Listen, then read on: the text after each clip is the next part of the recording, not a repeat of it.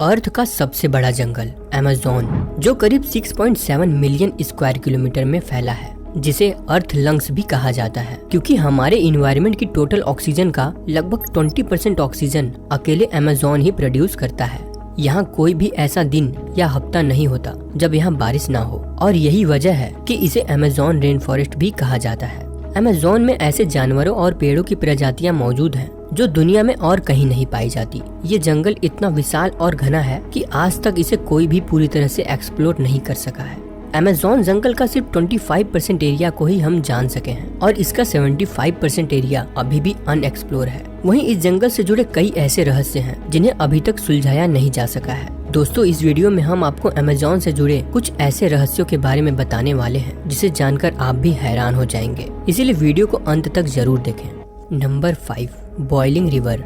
ऐसे तो अमेज़न से कई नदियां और कई सहायक नदियां बहती हैं, जिसमें दुनिया की दूसरी सबसे बड़ी नदी अमेज़न नदी भी शामिल है। दुनिया की सबसे बड़ी नदी नील नदी के बाद अमेज़न नदी ही है, जो करीब 6400 किलोमीटर का सफर तय करती है और ये काफी प्रसिद्ध नदी भी मानी जाती है। लेकिन इन जंगलों में एक और ऐसी नदी है जो वैज्ञानिकों के लिए एक मिस्ट्री बनी हुई है, जिसे वैज्ञानिकों ने बॉइलिंग रिवर का नाम दिया है। इस नदी की खासियत ये है कि इसका पानी नेचुरली इतना गर्म होता है कि कोई भी इंसान या जानवर अगर गलती से भी इस नदी में चला जाता है तो उसकी मौत पक्की है। इस नदी का टेम्परेचर कहीं 40 डिग्री सेल्सियस है तो कहीं 100 डिग्री सेल्सियस तक होता है। ऐसा तभी पॉसिबल होता है जब किसी नदी के आसपास कोई एक्टिव वोल्केनो मौजूद हो। लेकिन हैरान करने वाली बात तो ये है कि अभी तक इन जंगलों में कोई भी ऐसा एक्टिव वोल्केनो नहीं मिला है, और यही वजह है कि ये नदी वैज्ञानिकों के लिए एक मिस्ट्री बनी हुई है। Number 4, walking trees.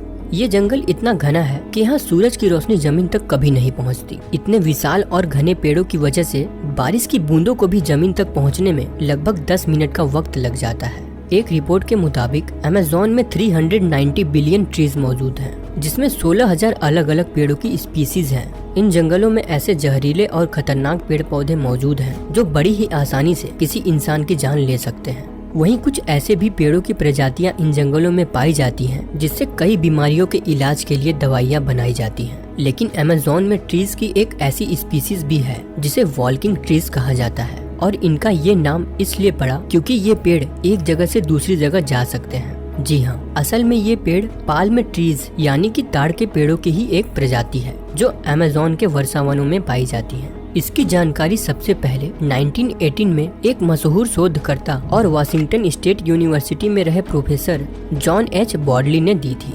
उन्होंने बताया कि ये ट्रीज अपनी बाहर निकली जड़ों की मदद से किसी भी दिशा में आगे बढ़ सकती हैं। ये अपनी जड़ों को उस दिशा में आगे बढ़ाते हैं जिधर सूरज की किरणें आ रही हों, और पीछे की जड़ों को ऊपर उठा लेते हैं, जिससे ये पेड़ एक जगह से दूसरी जगह शिफ्ट हो जाते हैं। और इसी प्रक्रिया को वैज्ञानिकों ने चलना माना है। हालांकि इनके चलने की गति बहुत धीमी होती है। ये पेड़ पूरे साल में लगभग 10 से 20 मीटर ही चल सकते हैं। Number 3, biggest snake.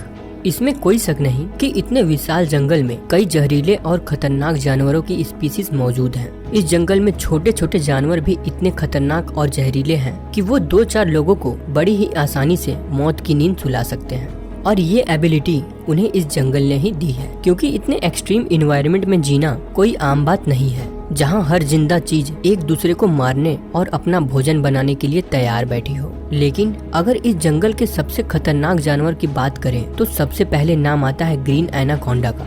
जी हाँ, कुछ खोजकर्ताओं की टीम ने इस जंगल में दुनिया के सबसे बड़े सांपों की प्रजाति एनाकोंडा को खोजा था। ये सांप आकार में इतने बड़े होते हैं कि किसी बड़े जानवर को भी बड़ी ही आसानी से निगल लेते हैं। इन सांपों का आकार 20 से 30 फुट तक बताया जाता है। वहीं कुछ स्थानीय निवासियों का कहना है कि उन्होंने 50 फुट तक के एनाकोंडा को देखा है।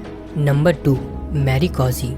अमेज़न रेन फॉरेस्ट के आसपास कई जनजातियां रहती हैं। एक रिपोर्ट के अनुसार अमेज़न में 400 जनजातियां मौजूद हैं जो अपना जीवन हजारों साल पहले के आदिवासियों की तरह बिताते हैं। इनमें से कुछ जनजाति बाहरी इंसानों से मिलने और अपने जीवन शैली को बताना पसंद करते हैं। वहीं कुछ ऐसी जनजातियां भी इस जंगल में रहती हैं जिन्हें बाहरी इंसानों को देखना भी पसंद नहीं है। अगर गलती से भी कोई इंसान उनके एरियाज में पहुंच जाता है तो वो जनजाति उन्हें मारने में जरा सी भी देरी नहीं करते। दोस्तों, इन्हीं जनजातियों में से एक जनजाति है मैरीकॉजी। 1914 में ब्रिटिश खोजकर्ता कर्नल पर्सी फॉसेट और उनकी टीम का सामना एक ऐसी जनजाति से हुआ था जो दिखने में किसी बंदर जैसा था और उसका पूरा शरीर बालों से ढका हुआ था। फॉसेट के अनुसार वो जीव आकार में 12 फुट लंबा और दिखने में दानव की तरह था, जिसके हाथों में तीर कमान भी था। उस टाइम फॉसेट और उनकी टीम मैरीकॉजी के हमले से खुद को बचाने में सफल हो गए थे। लेकिन साल 1925 में जब फॉसेट और उनकी टीम दोबारा उन जंगलों में रिसर्च के लिए गए तो वो और उनकी टीम कभी वापस लौट कर नहीं आए। फॉसेट और उनकी टीम के साथ क्या हुआ ये आज तक एक मिस्ट्री बना हुआ है, क्योंकि उनकी तलाश के लिए जब एक और टीम को भेजा गया तो उन्हें फॉसेट के कोई सबूत नहीं मिले और न ही उनकी बॉडीज मिली। कुछ लोगों का मानना है कि उन्हें मैरीकॉजी जनजाति के लोगों ने मार डाला और उनकी बॉडीज भी अपने साथ ले गए। Number 1, the lost city of Z.